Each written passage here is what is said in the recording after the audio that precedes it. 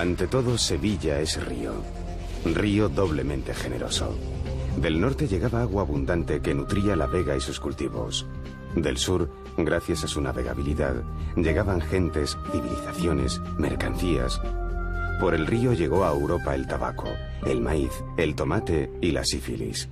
Por el río llegó la riqueza, el esplendor y el oro, pero también las invasiones, la enfermedad y la miseria.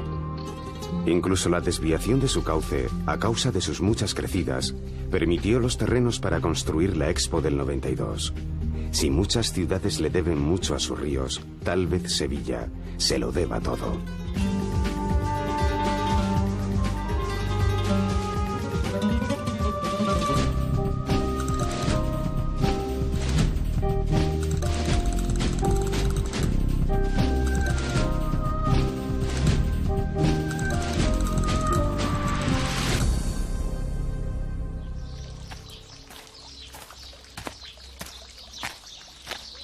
Antes de que llegasen los romanos, fenicios, griegos y cartagineses vivieron en este lugar.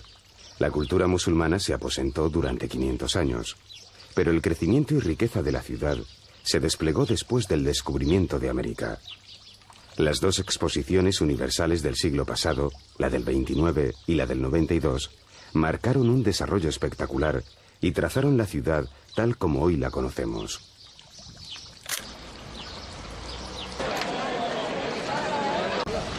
Sevilla es una ciudad vital y vanidosa. Tiene el vértigo del sur, la mansedumbre de la llanura en la que se asienta, el orgullo de una agricultura y ganadería próspera y la altivez de creerse centro de todas las miradas. Si Andalucía es el sur, Sevilla es la capital del sur. Pero la cosa no viene de ahora. El tesoro del carambolo es la evidencia de una cultura altamente desarrollada, 1500 años antes de Cristo. Tartesos. Después vinieron cartagineses y fenicios. Aunque las leyendas atribuyen a Hércules el honor de ser el fundador de la ciudad, la primera huella la dejaron los romanos.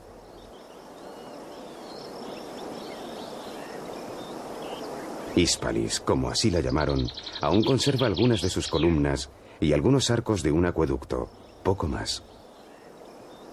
La verdadera joya romana está a unos pocos kilómetros de la ciudad, Itálica.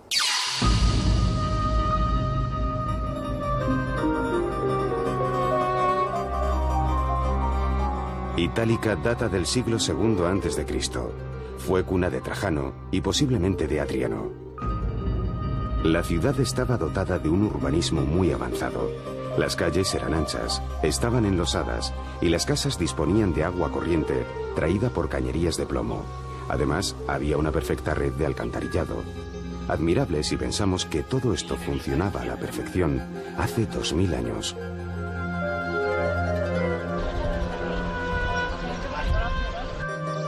Los mosaicos de algunas casas hablan de su riqueza y también del buen gusto de sus moradores.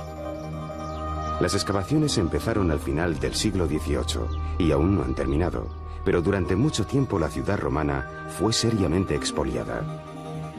Muchas casas sevillanas tienen columnas, lucernarios y mosaicos romanos procedentes de Itálica. Por fortuna, una de las que tiene mucho y bueno es visitable, la de la Condesa de Lebrija.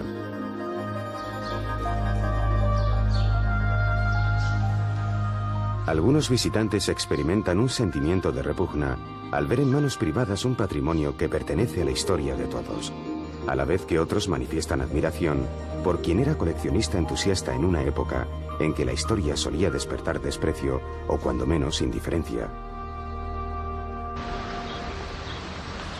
Los árabes invadieron la península en el año 711. A partir de ahí, la cultura musulmana se instaló en la ciudad durante 500 años. Y aunque hace más de 500 que se fueron, su aliento se siente en cada rincón de la ciudad y sobrevive en algunos de sus edificios más emblemáticos. Después de la invasión, muchas iglesias se construyeron directamente sobre mezquitas. La Giralda, antes que campanario, fue alminar. Su nombre lo recibe de la veleta que el viento hace girar, giraldillo.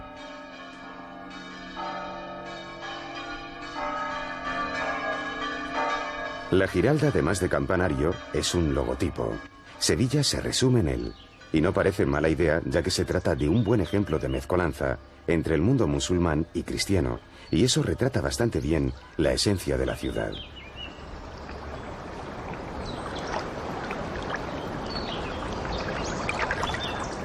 La Torre del Oro es otro de los restos almohades.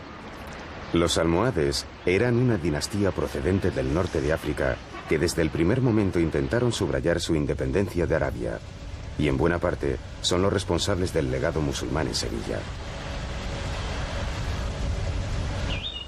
Aunque aún se conservan algunos restos de la muralla, la herencia musulmana es más patente en los reales alcázares.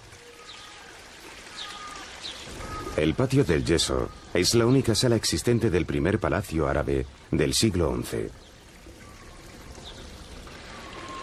Aunque los reales alcázares son de origen almohade, su verdadero impulsor fue Pedro I. En solo 2 años, artesanos de Granada y Toledo construyeron lo que hoy es el corazón del palacio.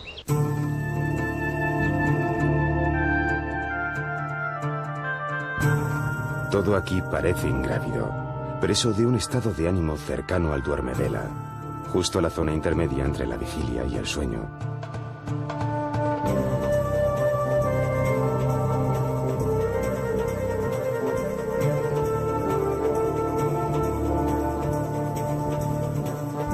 El Salón de Embajadores era utilizado como salón del trono en el siglo XI, pero es en el siglo XIV donde sufre una profunda renovación.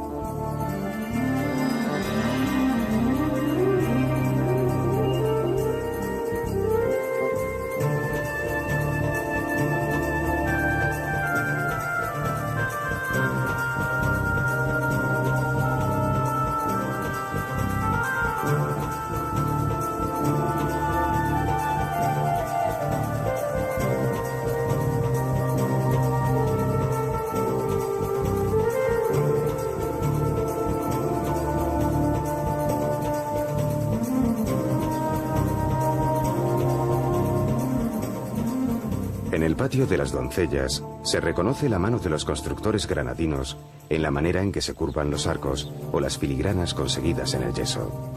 Pero lo más sorprendente es ver cómo se funden sin grandes disonancias el estilo mudéjar y el renacentista.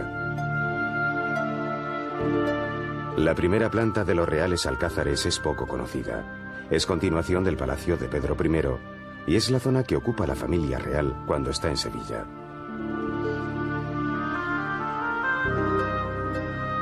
Además de magníficos artesonados, es posible visitar el oratorio de los Reyes Católicos.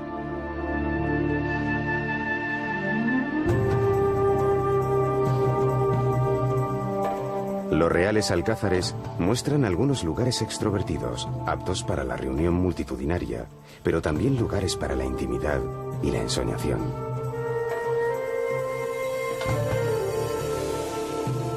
En cada rincón del palacio se percibe la respiración de un ser invisible, tal vez su verdadero dueño, a quien uno puede imaginar campando a sus anchas cuando el palacio cierra sus puertas a los turistas.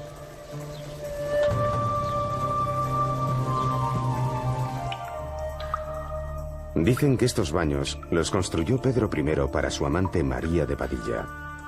Si la arquería es gótica, es porque estamos justo debajo del llamado Palacio Gótico, que Felipe II manda decorar a un ceramista trianero. Los reyes católicos, Felipe II, Carlos I y otros reyes hicieron construir sus propias salas.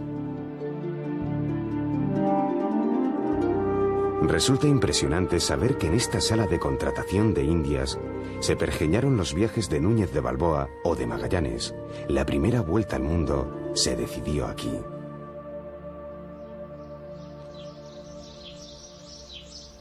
Cuando todo parece visto, los reales alcázares nos muestran su lado vegetal, la continuación de una arquitectura que cambia de materia pero que conserva la misma armonía.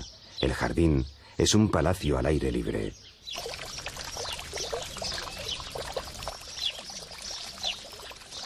Incluso considerando las reformas que en el jardín se hicieron no hace mucho, todo conserva el espíritu de sus primeros pobladores.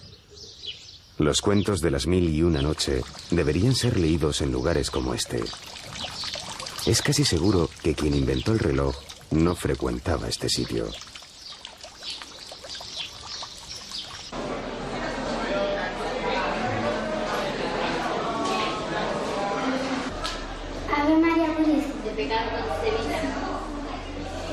Después de la Reconquista, la primera jugada fue sustituir las mezquitas por iglesias.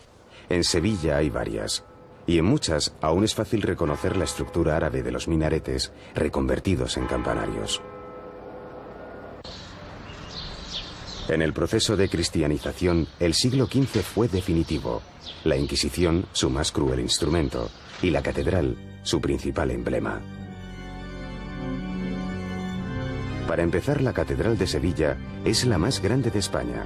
Se construyó en 100 años, lo cual no es demasiado si se compara con otros templos, y aunque distintas épocas dejaron su sello, el estilo es básicamente gótico. La capilla mayor de la catedral es como un joyero gigante custodiado por una impresionante puerta de hierro forjado. Los 44 paneles dorados fueron tallados por artistas españoles y flamencos.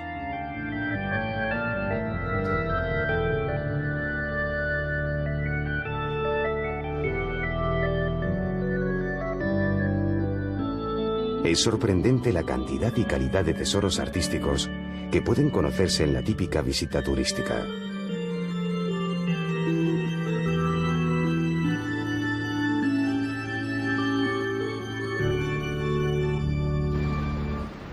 El patio de la catedral, llamado Patio de los Naranjos, es el lugar donde los musulmanes tenían que lavarse pies y manos antes de entrar en la mezquita, aunque la pila perteneció a la antigua catedral visigoda.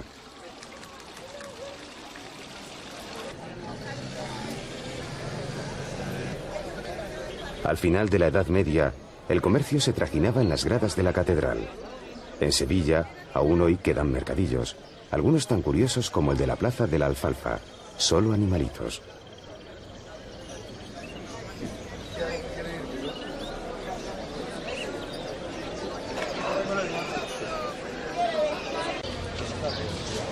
Las mañanas de los domingos, vivos colores se exponen en lienzos y papeles gruesos. Y no son pocos los que se animan a pasear entre mercancías tan agradables.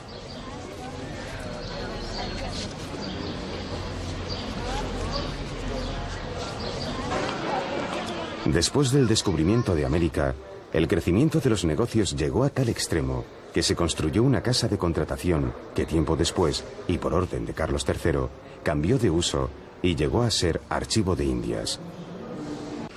8.000 mapas y 86 millones de páginas. Escritos de Colón, Hernán Cortés, Cervantes, Felipe II y hasta del mismísimo George Washington. Con todo ese patrimonio, parece justo que el Archivo de Indias haya sido considerado Patrimonio de la Humanidad por la UNESCO. El Renacimiento decoró la ciudad con magníficos monumentos, entre otras, una de las fachadas del ayuntamiento. El Hospital de las Cinco Llagas, hoy sede del Parlamento andaluz, fue el más grande de su época. Tenía cerca de 1000 camas.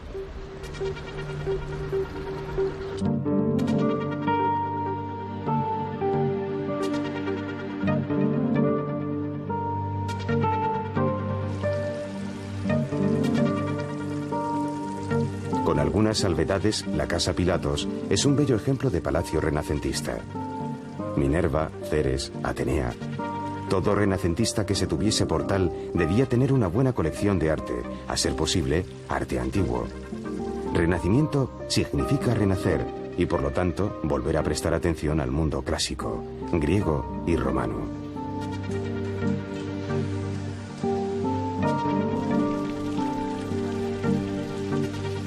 Al pasear por los patios de la Casa de Pilatos, es fácil dejarse arrastrar por la belleza íntima de decenas de manos anónimas que a lo largo de siglos han ido conservando este espacio en el centro de la ciudad como una burbuja de calma y belleza.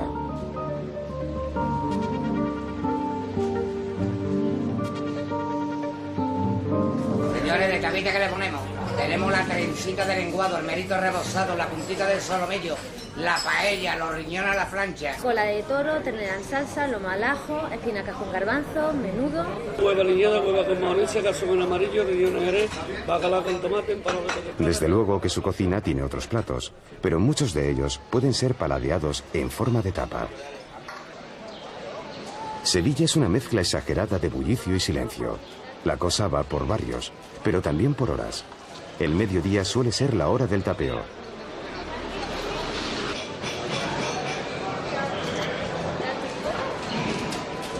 Todo el mundo tiene contradicciones y la ciudad no tiene ningún reparo en mostrar la alegría y su cara contraria. El cuadro se titula Finis Gloriae Mundi. Si el cuadro pretende impresionar sobre lo efímero de la vida, se puede decir que lo ha conseguido. El barroco tenía unos cuantos mensajes claros, y los pintores eran sus mejores propagandistas, Valdés Leal entre ellos. Los cuadros pertenecen a la iglesia del Hospital de la Caridad, que aún hoy es residencia de ancianos.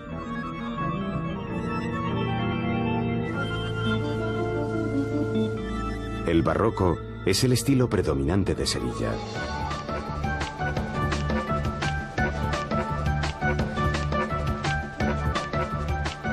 No está comprobado que el gusto por lo dorado tenga que ver con todo el oro que desde América arribó a su puerto, pero el pan de oro está en la mayoría de monumentos y esculturas de Sevilla.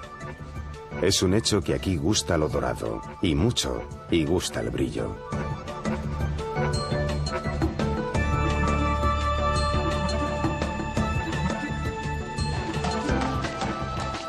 El mismo juego arquitectónico de los retablos, donde ningún espacio queda sin adorno, se reproduce en fachadas de iglesias, edificios y palacios. El Palacio Episcopal es un buen ejemplo. La fachada del Palacio de San Telmo es una de las más bellas del estilo barroco.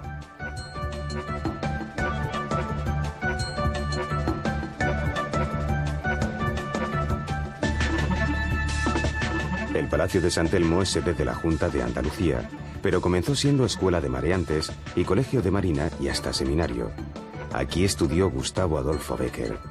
También fue residencia de la famosa María Luisa Montpensier, que cedió a la ciudad los terrenos para la Exposición Iberoamericana de 1929. Pero el barroco no solo tocó la arquitectura. El Museo de Bellas Artes, antiguo convento, es hermoso marco para muchos cuadros. En 1680, el Guadalquivir se encenagó, impidiendo el tráfico fluvial, y el comercio proveniente de América se desvió a Cádiz. Fue el principio de una época difícil. El siglo XVII fue un mal siglo para la economía, pero muy bueno para el arte. La escuela sevillana, Francisco Pacheco, los dos Herreras, el viejo y el mozo, Roelas, Murillo. Una vez más la vida nos sorprende. En el mismo siglo XVII, en el que la economía de España se hunde, y en Sevilla además de hambre hay epidemias, pestes, motines y riadas, la ciudad entrega al arte lo mejor de sí misma justo en el peor momento de su historia.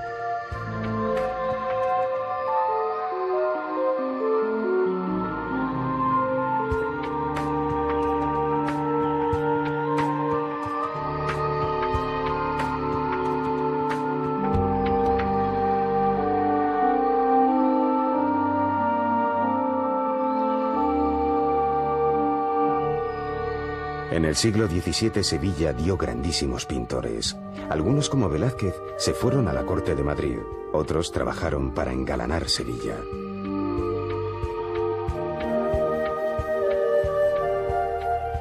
En el Hospital de Venerables, una especie de residencia para sacerdotes jubilados, la magnífica técnica de Valdés Leal da la impresión de auténticas figuras en el aire.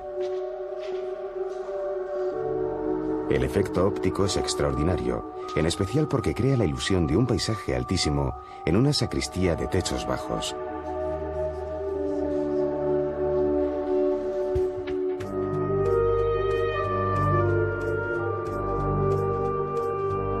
La capilla, muy restaurada, aún guarda algunas reliquias que insisten en el mensaje barroco de la vida entendida como un soplo.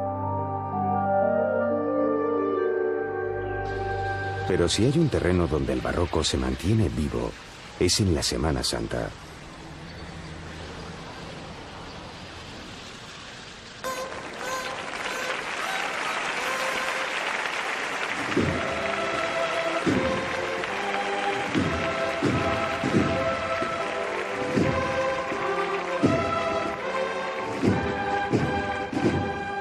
Primera procesión.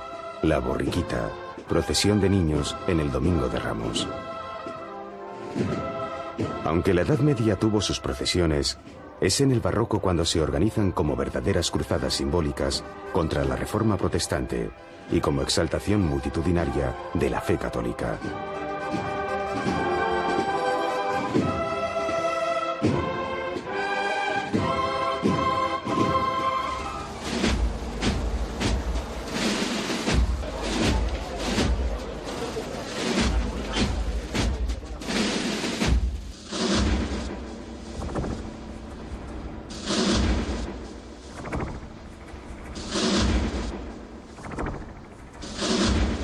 Pobreza, hambrunas, terremotos, inundaciones, pestes. Aquella época desdichada fijó una especial relación con la pasión de Cristo. El dolor y miseria del pueblo encontraron reflejo en el Cristo dolorido, el de las 5 llagas, el sufriente, el crucificado.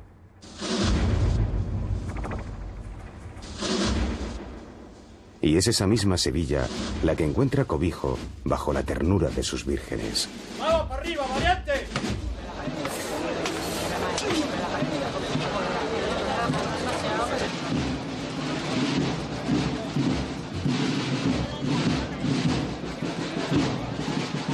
Cristo de la Buena Muerte, popularmente conocido como el de los estudiantes. Cada cofradía se identifica con sus imágenes de un modo grupal y muchas veces de manera apasionada y exclusivista. De hecho, cada hermandad representa a su parroquia, que es lo mismo que decir a su barrio. Esto explica que no solo creyentes, también agnósticos y ateos puedan ser costaleros y partirse el pecho o las cervicales por la Virgen de su barrio. El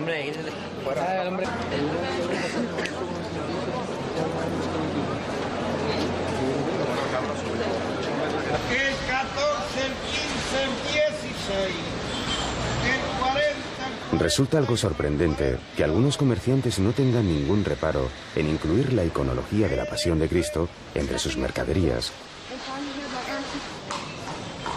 Visto desde el punto de vista de un japonés poco ilustrado, no deja de resultar espeluznante la cabeza sangrante de un hombre de 30 años entre relucientes trajes de novios.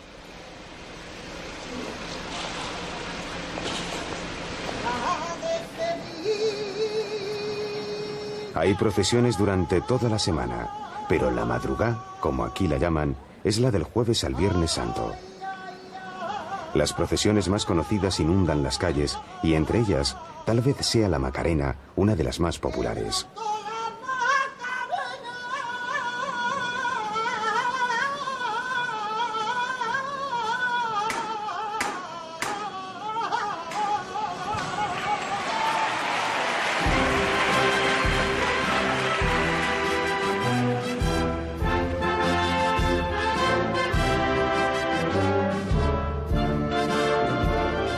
A la gente se le ponen los pelos de punta cuando la emoción se convierte en canto y el paso se detiene durante unos instantes.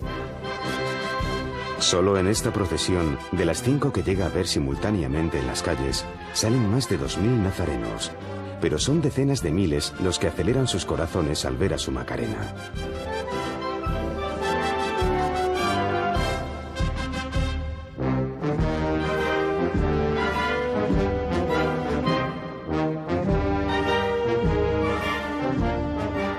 La noche transcurre con toda la gente en la calle. Todas las procesiones han de pasar por la catedral y regresar a su iglesia. Pero hay una masa ingente, que aquí llaman bulla, y que pulula durante toda la noche siguiendo su instinto. Belleza, devoción, simple curiosidad. Para los más resistentes, hay hasta 40 horas seguidas de procesiones. Los olores se juntan del mismo modo que los seres humanos. El azahar se mezcla con el incienso, pero también con el olor de las frituras y de los churros. La humanidad entera rebosa en tanta apretura que se concentra y al rato se disuelve como la niebla en el viento.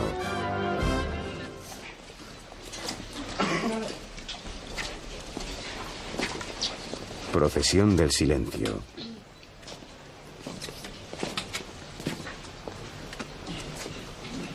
El capirote oculta la individualidad. Da fortaleza a los tímidos y rebaja el humo de los vanidosos. Pero sobre todo confiere al acto procesional un aspecto fantasmagórico formado por figuras que parecen originarse en el sueño de todos. Es como si la ciudad entera se acostase el domingo de Ramos y no se levantase durante 7 días, soñando el mismo sueño. Esta es la tragedia y este es el sueño. El hijo que se entrega y la madre que asiste dolorosa a esa entrega.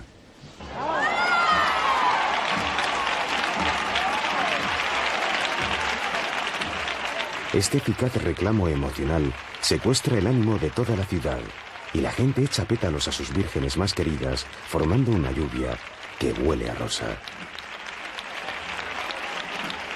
Pero aún resulta más inolvidable el paso de la Esperanza de Triana, cuando atraviesa el río bajo la luna llena de abril y el puente tiembla. El puente de hierro tiembla bajo el peso de la multitud. Ese temblor se parece a otro interior que anuncia el final de una pasión que culminará, como todos los años, en una resurrección. La primavera llegó a Sevilla y vino para quedarse.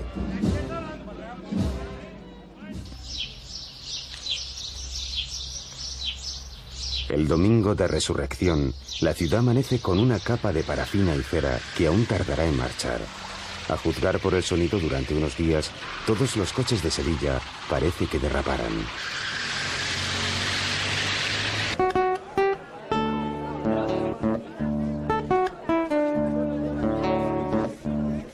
Si uno aplica el oído, comprobará que esta es una ciudad amante de la palabra y, por lo tanto, muy literaria. En ella nació Mateo Alemán, Blanco White, Becker, los hermanos Machado y Quintero, Luis Cernuda y Vicente Alexandre. En sus plazas, Cervantes situó alguna de sus obras. Tirso de Molina creó el mito universal de Don Juan en El burlador de Sevilla, inspirándose en uno de sus ciudadanos. Y Mérimée dio vida a Carmen en la Real Fábrica de Tabacos, el mayor edificio industrial de la época, hoy universidad.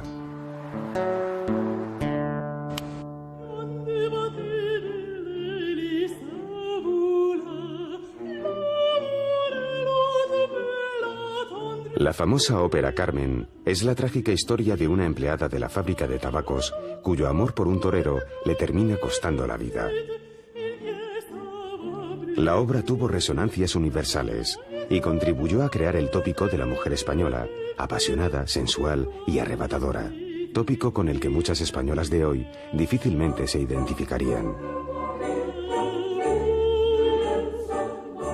Reflejo de una España que le daba la espalda a Europa, nadie de aquel lánguido siglo XVIII, donde las luces no terminaban de llegar a una Sevilla encerrada en sí misma, habría de pensar que 200 años después, esta ciudad iba a concitar la mirada del mundo en la Exposición Universal de 1992, y desde entonces situarse como una de las ciudades con el pulso vital más alto del país.